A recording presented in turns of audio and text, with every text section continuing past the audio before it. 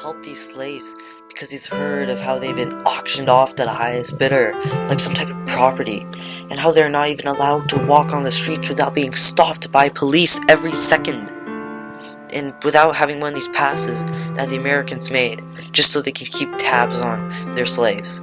So every time they stop, the police go, "Hey, do you have a pass?" So then they show them the pass, and if they've been off course, or they don't have a pass, they get beaten or redirected onto the path. So they had no rights. It's like, do this, do that, and that's it, really. And as Thomas heard of these slave houses and how that these people were helping the slaves and giving food and water, Thomas decides to build one and make a safe house for all the people, and how he's heard of this secret underground railroad and all these sort of secret things where there's a candle in your window that means that they're going to help them and whatnot. And so Thomas at this point though doesn't have enough money, so he decides to pick up a few jobs on the side, and after 2 years he has enough money now, and it's also his 18th birthday.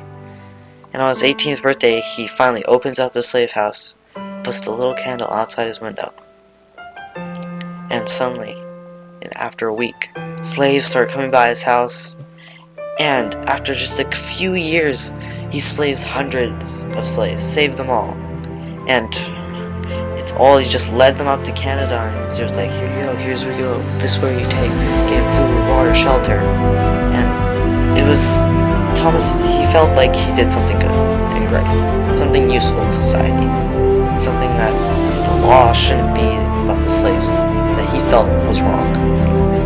And so, as he sort of was sneaking around this underground railroad, saving these slaves, he met one slave, this woman. He liked her very much, kind, nice. So, Thomas decides to marry the slave, and he knows that he'll be discriminated, even in Canada, it's a free country.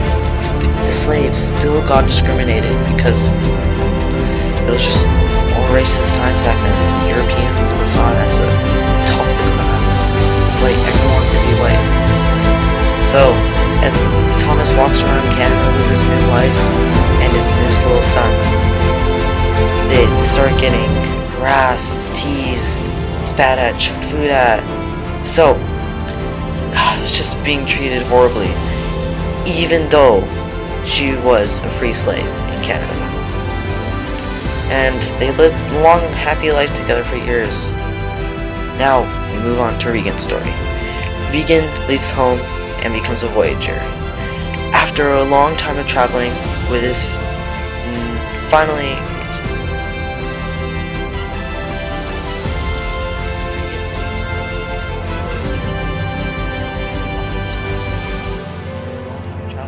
makes it to the Hudson Bay Company, and he gets a job as a voyager, his big dreams, everything he wanted. And so as he's going along trading as a voyager, he meets this one Aboriginal group. The chieftain was so kind and nice that he decided, hey, would you like to marry a daughter to make ties with the sort of the trading and Hudson Bay and whatnot. And so he decides to. And Regan realizes that he really likes this woman. And so after a couple years and whatnot, Regan now has a kid with his Aboriginal wife. And traveling has been kind of fun for a while, but then boring later on. So Regan decides that he'll leave the Voyagers and leave the Hudson Bay Company and join his wife and his son making the furs and cleaning them up.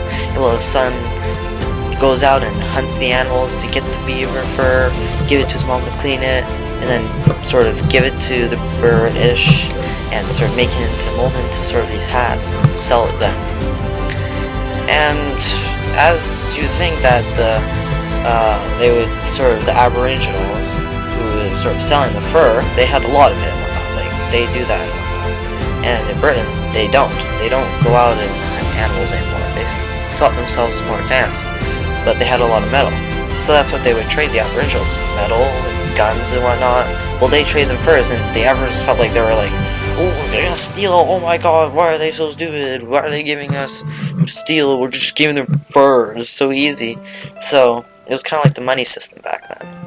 And, well, as well, the British thought that they were taking stuff from the Aboriginals, like, kind of getting this sort of big sale and deal and whatnot, giving them, like, metals that they have tons of, and fur that they don't really have a lot. So, it just worked out for both sides.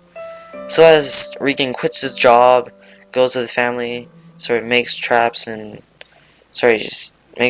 food and gets the furs, he lives a happy life.